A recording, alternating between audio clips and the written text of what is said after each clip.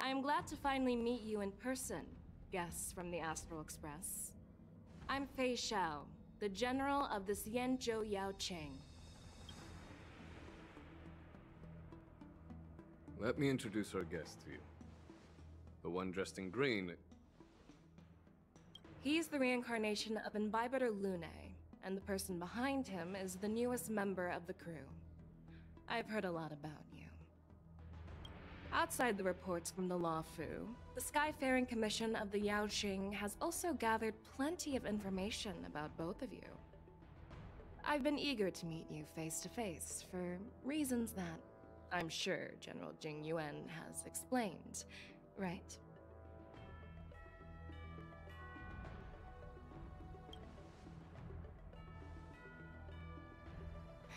That's right.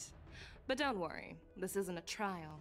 I just want to have a chat with you and get a better understanding of the facts.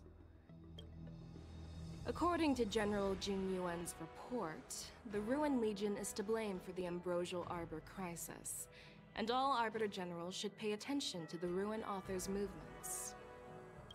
Over the years, the Destruction's minions have wreaked havoc on countless worlds, and the Alliance has been keeping an eye on them.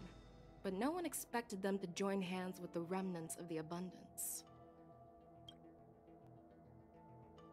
The damage caused by the Ambrosial Arbor crisis was far less severe than expected, which is good news for us. However, it was quite different from the Ruin Legion's usual style of destroying life wherever they go. While I trust the bravery of the Divine Foresight and the Nameless, I'm curious about some details missing from the report. I'd like to take this chance to have an exchange with both of you. Let me be clear, the questions I'll ask might not reflect my actual thoughts, so please don't take offense if any of my questions seem a bit harsh. Please go ahead, General. But keep in mind we can only answer based on what we know. And perhaps you already have the answers to your questions in your heart. You have a clever tongue. I like it. The Merlin's claw is quite articulate. Right now, her intentions are unknown, and Jing Yuan wants us to be honest.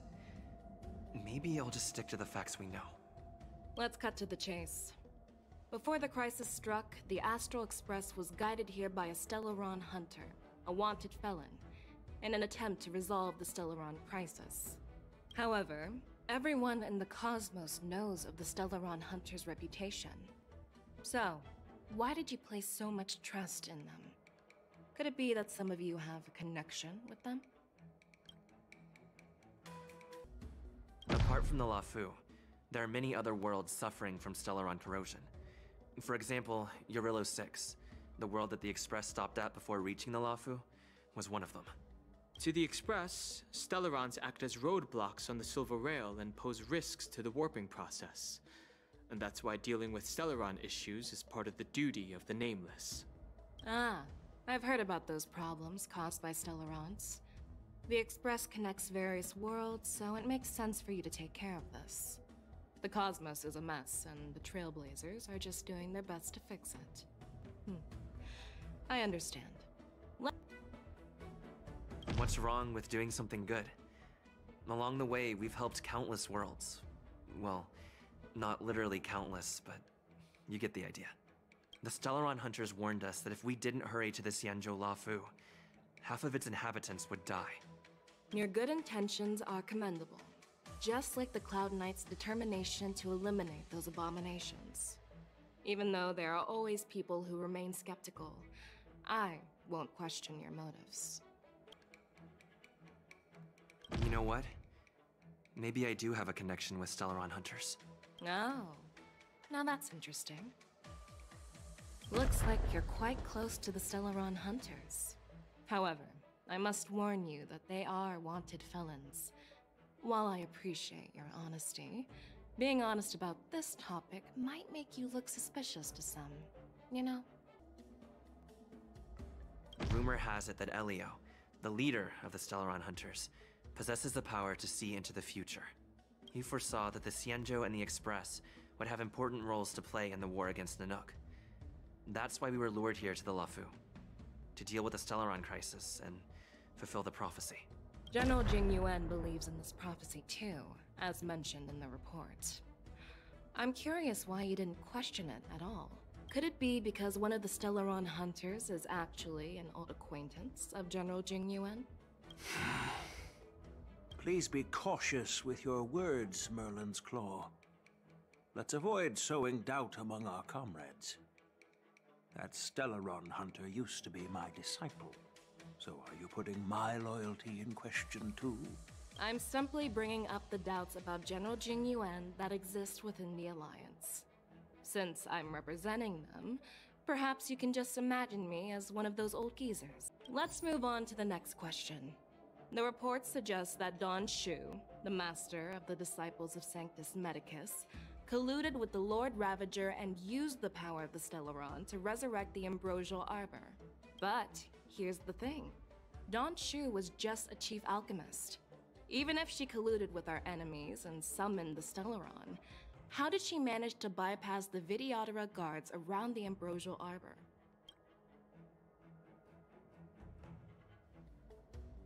The answer seems rather simple, doesn't it? The preceptors of the Luofu abandoned their duty to guard the Ambrosial Arbor, and colluded with the disciples of Sanctus Medicus. That's a possibility. But there's another scenario to consider. General Jing Yuan brought back Mr. Don Hung, who had been in exile for a long time. As a result, Don Hung parted the seas, eventually leading to the resurrection of the Ambrosial Arbor. I never intended to trespass on the Xianzhou ship, but... If you had no intention to trespass, then why did you return to the Xianzhou ship before your exile was lifted? I was concerned about the safety of my companions, so I had to act brazenly. I alone bear the blame. Please don't worry, Mr. Don Hung.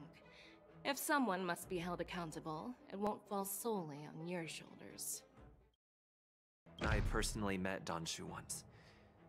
Her closest friend was killed during the war on the Fanghu, and she harbored deep hatred towards the hunt.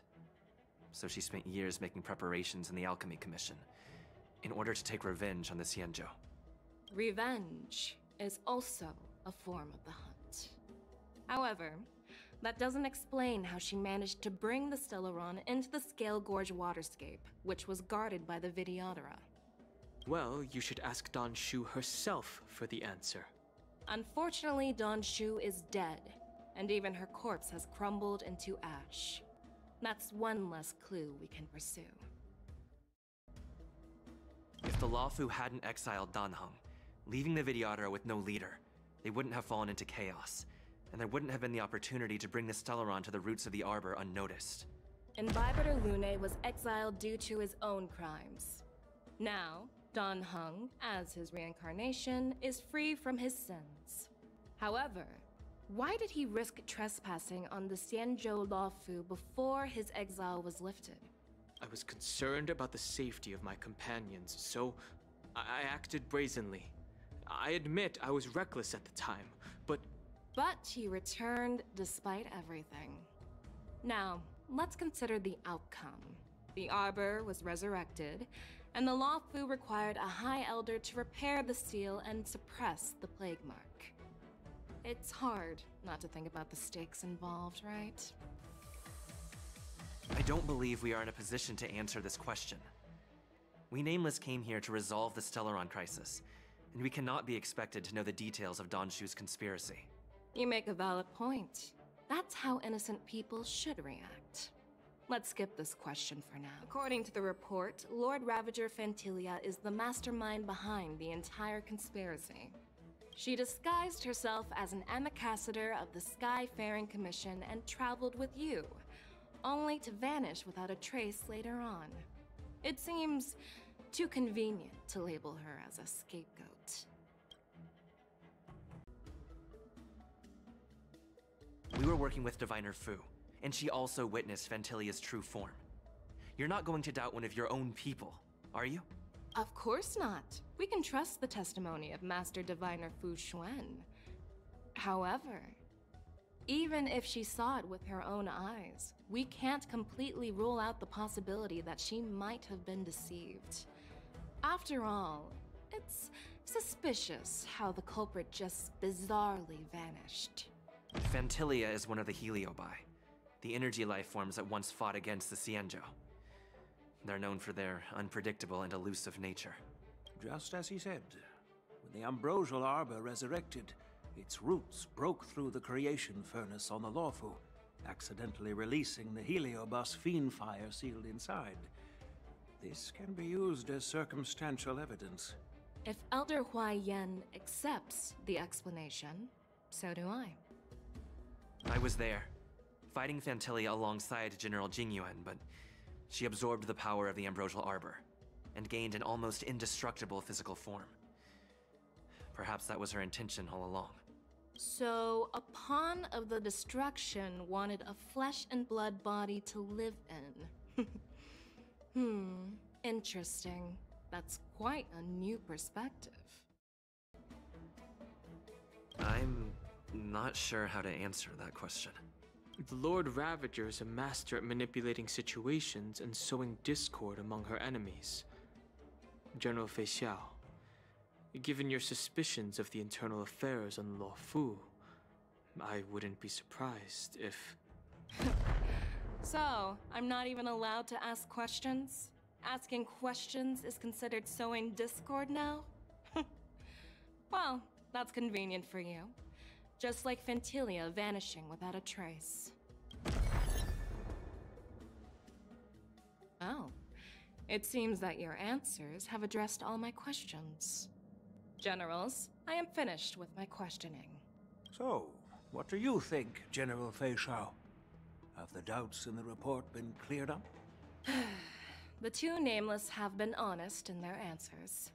Even though there are some tricky details, my intuition tells me there is nothing wrong.